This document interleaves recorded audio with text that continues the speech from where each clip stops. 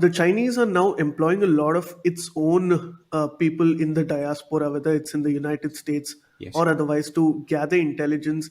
They filter it down and then they arrive at a certain conclusion if a particular tip is actually worth They do. looking into or not. Yeah. So, in that sense, how much do you think the Chinese have infiltrated into, say, public institutions like colleges and universities? We also heard the UK make a statement about Confucius institutes Right. earlier this week. They have definitely succeeded in infiltrating a number of institutions, educational institutions primarily, but research and otherwise.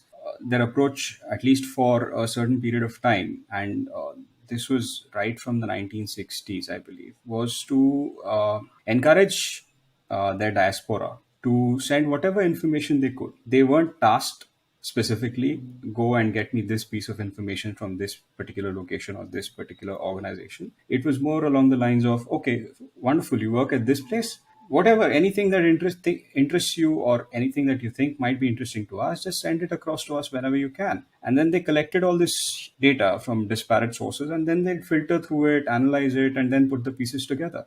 If that still holds, then any student in institution of higher learning in the West who originates from China is a potential MSS agent. If you look at their weapons development program, they've made massive strides, which are very unlikely unless they have access to intelligence from those research institutions.